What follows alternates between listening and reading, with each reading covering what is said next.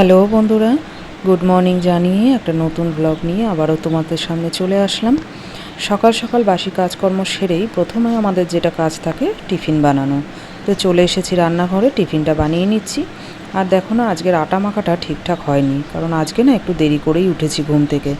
তো তাড়াহুড়ো করে সব করছি, তো সেই জন্য দেখো আটা মাখাটা যেহেতু ঠিকঠাক হয়নি, রুটিগুলোও সেভাবে ফুলছে না, মানে দু একটা ফুলছে আর বাকিগুলো ফুলছে না। তো যাই হোক, তরকারিটা আগেই করে রেখেছি, কুমড়ো দিয়ে আর আলু দিয়ে আজকে একটু ছক্কা মতো করেছিলাম। আর এই যে এখন তোমাদের দাদাভাই যাবে কাজে, তো তাড়াতাড়ি করে ওকে আগে মানে রুটিটা দিয়ে দিচ্ছি।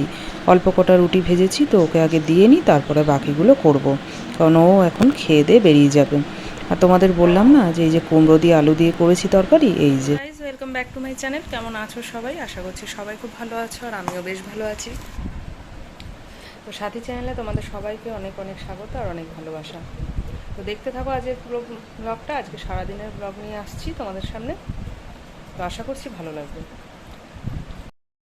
তো আমার রুটি করা তো কমপ্লিট হয়ে গেছে, তোমাদের দাদাভাইকে দিয়েও দিয়েছিলাম টিফিন, তোমাদের দেখালাম।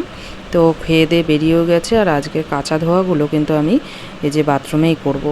তো এখন কাচতে বসবো। আর বাইরে কাচলাম না কেন জানো? এই দেখো সকাল সকাল কী হারে বৃষ্টি নেমেছে। ভাগ্যিস তোমাদের দাদাভাই বেরিয়ে গেছিলো, নাহলে পুরো বৃষ্টিতে আটকে যেত। আর এদিকে দেখো, এই যে কলপারে বসে যে আমি কাজ করব, কিভাবে কাজ করব বলো? এত জোরে বৃষ্টি পড়ছে, ভিজেই যাব। আর এইদিকে দেখো সকালবেলা শাশুড়ি মা যেগুলো কেচেছিলেন, সকাল থেকেই তো বৃষ্টিটা হচ্ছে, তো কী করে আর বাইরে মেলবে? এই যে ভিতরে সিঁড়ির ঘরেই মেলে রেখেছে। আর যেগুলো আমি কেচেছি এখন, তো দেখলাম যে বৃষ্টিটা একটু ধরেছে, তো সেই জন্য জামা কাপড়গুলো দিয়ে তো জল পড়ছিল, সেই জন্য বাইরে দিয়ে রেখেছি। আর এই যে দেখো গাছগুলো একদম জল পড়ে নুয়ে নুয়ে গেছে, কিন্তু গাছগুলো যাই হোক জল পেয়ে কিন্তু ভালো বাড়ছে। ডালপাড়া ছেড়েছে আমার জবা গাছটাতে, টগর গাছটা ভালো হয়েছে। এদিকে কুমড়ো গাছটাও দেখবে কি সুন্দরভাবে উঠছে। এই দেখো একদম উপরের দিকে, মানে সিঁড়িঘরের যে চালটা তার উপর দিকে উঠে যাচ্ছিল সুন্দরভাবে। হ্যাঁ, একদিকে বৃষ্টির জলটা পেয়েছে, ভালো হয়েছে। তারপরে দেখো ঘরে চলে আসলাম। এদিকে দেখো ছেলে এখনও ঘুমাচ্ছে, বেলা 11:30 মতো বাজতে যায়। তো কী আর করব, ওকে টেনে টেনে তুলতে আর পারলাম না। এই যে ঘরটা আগে মুছে নিই, ঘরটারগুলো মুছে টুছে নিয়ে তারপরে ওকে তুলতেই হবে, কারণ এরপরে যে কখন খাবে, কখন আমি কি ফলের রস দেব, মানে আমি নিজেই আর হিসাব করে পাই না। আসলে ঠান্ডা ঠান্ডা ওয়েদার পেয়েছে, তো একটু ভালো মতো ঘুমোচ্ছে, আর সারা রাত যেন না কুকু কুকু করতে থাকে, একটু ঘুম নেই। তো মোটামুটি সব কাজ তো সেরে চলে আসলাম। আর এখন বসেছি একটুখানি ছাতু মুড়ি নিয়ে।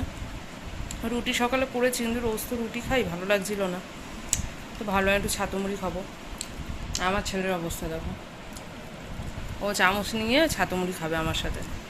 এইমাত্র উঠলো, এখনও ফ্রেশ হয়নি, তো আমি একটু খেয়ে ওকে ফ্রেশ করে দিয়ে তারপরে ওর খাওয়ার। রুটি ভিজিয়ে রেখেছি, দুধ রুটি খাওয়াবো। ঠান্ডা ঠান্ডা ওয়েদার পেয়ে অনেকক্ষণ ঘুমিয়েছে, তো এখন আর ভাত টাত কিছু খাওয়াবো না। এখন ভাত খাওয়ালে আর দুপুরে ভাত খাবে না, 11:30 বাজে। তো সেই জন্য এখন একটু দুধ রুটি খাইয়ে দেবো অল্প করে। এটা আগে যদি পুরো খাও তাহলেই আমি ওটা ছেড়ে দেবো, নাহলে দেবো না। খাবে তো? এটা খাবে তো? তাহলে দেবো না।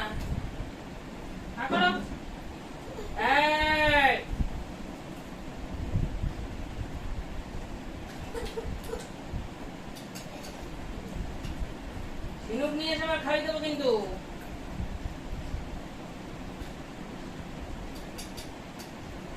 এটা পুরো খাও, তারপর আমি লজেন্সটা খুলে দেবো।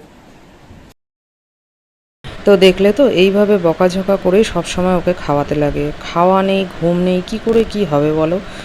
হ্যাঁ, ছোটোবেলা যখন হয়েছিল জানো না, চেহারাটা কত সুন্দর হয়েছিল।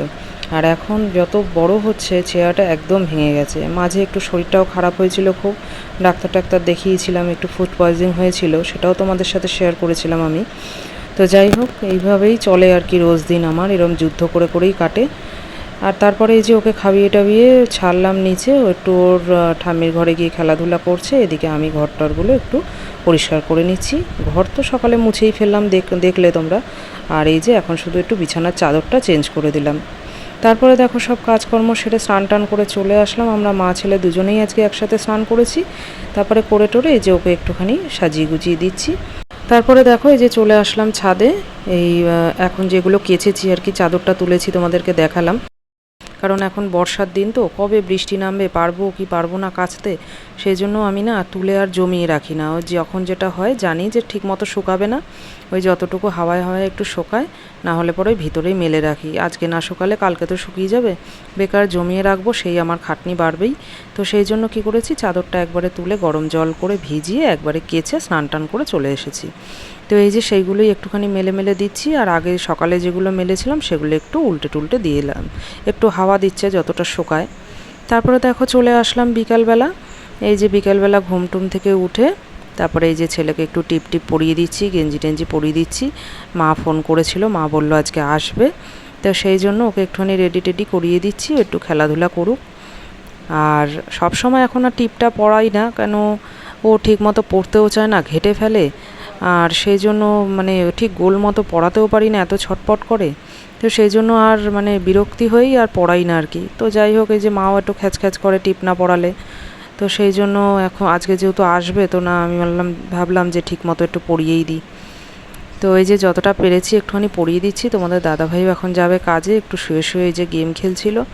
তো এখন আমি ওকে রেডি টেডি করিয়ে তারপরে যাব হচ্ছে একটু চা করতে। জানো তো বর্ষার ওয়েদার হলে পরে একটুখানি চা করে, মানে চা চা করে আর কি মনটা। তো ভাবলাম যে একটুখানি চা করি, মাও আসবে, একবারে একটু চা বসাবো।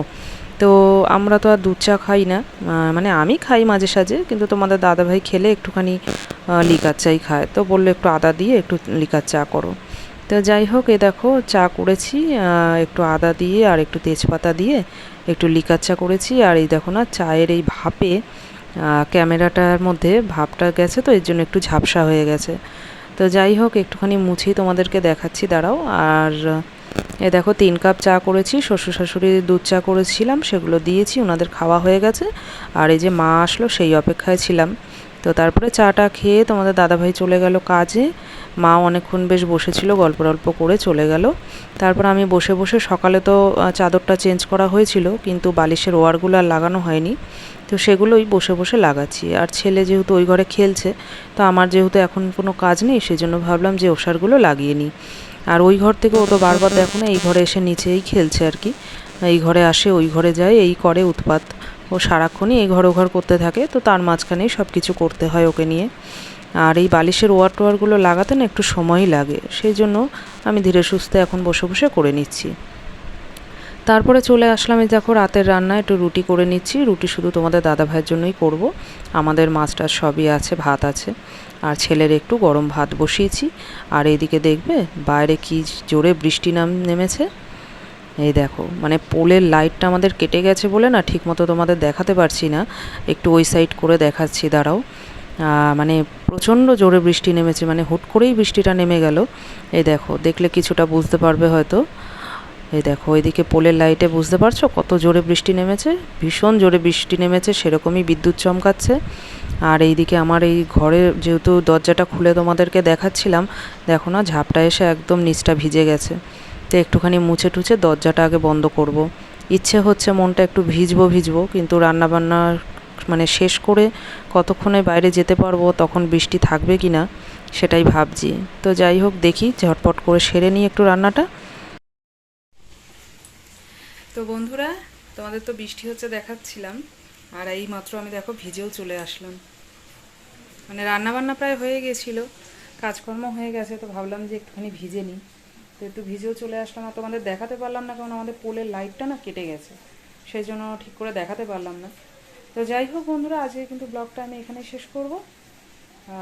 তো এখন হচ্ছে শুধু খাবো আর মানে ঘুমানোর পালা এইটুকুই বাকি। তো চলো, সবাইকে জানাচ্ছি শুভরাত্রি, আবার অপেক্ষা করো নেক্সট ব্লগের জন্য, আর আমাকে সাপোর্ট করে যাও। তো চলো, টাটা, গুড নাইট, দেখা হচ্ছে আবার নেক্সট ব্লগে।